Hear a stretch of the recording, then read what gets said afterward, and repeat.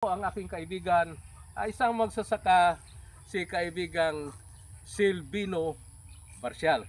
Mga kaibigan, ipakita ko sa inyo ang buong paligid ng kanyang tahanan at ang kanyang mga pananim. At saka natin siya kakausapin kung paano niya ginagawa ang pagsasakang ito. Pero mga kaibigan, kasi tagulan na kanyang pagtubo. So ito hindi masyado. Magandang umaga po sa inyong lahat. Welcome po sa aking YouTube channel, ang Jose Autila Agri TV. Sa umagang ito ay narito po tayo sa Barangay Nueva Esperanza, Binondo, Bohol. Ito po ang bayan namin at ito po ang aking kaibigan, ay isang magsasaka, si kaibigang Silvino Marcial. Mga kaibigan, ipakita ko sa inyo ang buong paligid ng kanyang tahanan at ang kanyang mga pananim. At saka natin siya kakausapin kung paano niya ginagawa ang pagsasakang ito. Mag-umpisa tayo doon mga kaibigan. Ito po ang kanyang tahanan. Ito po ang kanyang farmhouse. Makita po natin. Mayroon po mga kagamitan siya. Mayroong mechanized tracer. Mayroong turtle. Mayroong tractor. Mayroong service na 4-wheel, mayroong motor. Ito po ang kanyang bahay at ito po ang kanyang pananim na saging na lakatan. Ito po ang kanyang kalabaw na kanyang katulong sa pagsasaka at yun po ang kanyang mga sakahan. May mga pananim siya. Ito po sa paligid. Dito ito ang kanyang sitaw. Lapit tayo ng konti mga kaibigan. Ito kakaiba po itong kanyang ginawa. Nilagay niya sa isang container yung mga puno. Tingnan po natin, talagang organic po ang lupa, no? Organic at saka mayroong carbonized rice hull, no? Ito, kung marami ang ulan, hindi po ito malalanta kasi nakalagay sa isang container, no? Ito naman mga kaibigan, ito ikot tayo. Ito mayroon pang mga saging na lakatan at sa ilalim mayroong pananim na kakao. Yun po talagang kompleto ang sakahan ng ating kaibigan si Mang Ben Silvino Marcial. Pasasalitain natin ng konti yung kaibigan nating magsasaka, napakasipag, si kaibigang Ben Marcial. Bisaya lang po tayo, Kabin. Mayong muntag. Surprise ko, mga amigo. May akong amigo nga tunay kayo nga kuan. Vlogger. Vlogger. Bisita po ko diri karong buntaga nga. Apilon po ko siyang vlog pod.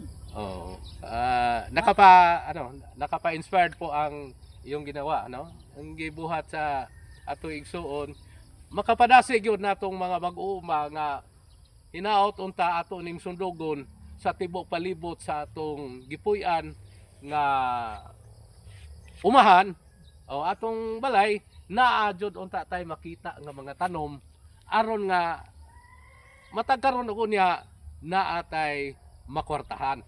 Di ba bay? Approve. Tinood. Ito munggos, malinis ang munggos, no? At saka madali ra tayo makapera. Pila ra to ni kadlaw? 35 days, 45 makaharvest na tayo. At saka tuloy-tuloy, wala masyado maisikto. So daghan taog mahimog yun, no? daghan ta og mahimo kung ibutang la sa atong hunahuna nga magkugi ta, no? Himuon na tong kalipay o kalingawan ang pagtanom. No? Oh, exercise. Oh, exercise. Ah, ay. Oh, unsa pa ikaw mo ikadugang. Balantiyo. Oh, punta tayo sa upo. Mayroong upo doon. Oh.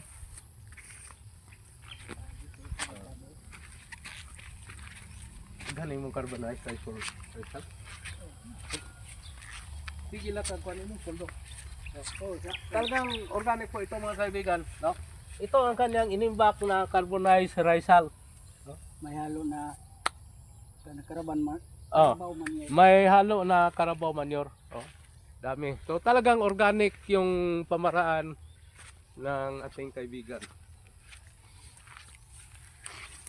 Ito. Para itong lalagyan ng ampalaya.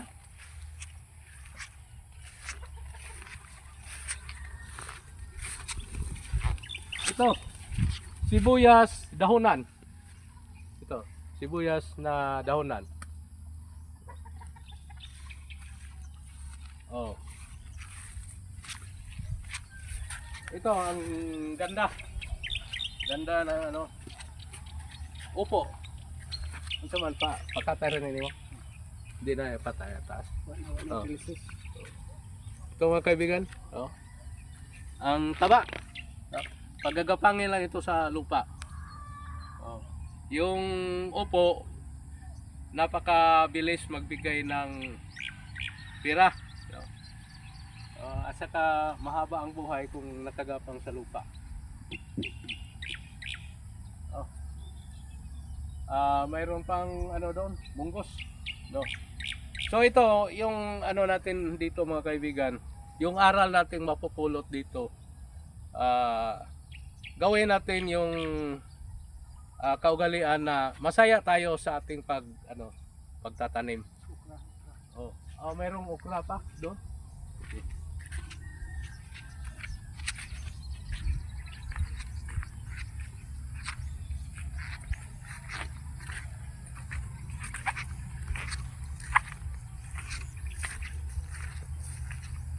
Okay. So mayroong okra, no? Ito malari pa hanggang doon. Mayroong okra. At saka mga munggo doon. So yung buong lupain ay may laman na mga pananim talaga, no? Maganda. Maganda yung buong lupain. So ang napakaganda dito mga kaibigan ay marami ang uri ng kanyang pananim, no? Maraming mga puno ng saging, lakatan, at saka sa ilalim may mga puno ng kakao, at saka mayroon pang mga pinya. So sana mga kaibigan, sa pagpanood niyo sa video ito ay talagang ma-inspired kayo na sasaka tayo, no? At saka malusog ang ating katawan kung gagawin natin ang pagsasaka na isang bahagi ng ating pag-ehersisyo. So, hanggang sa muli mga kaibigan, at maraming salamat kay kaibigang Silvino Barcial dito sa Barangay Nueva Esperanza, Bin Unido, Bohol. Daghang salamat Daghang salamat. sa pagbisita sa akong video.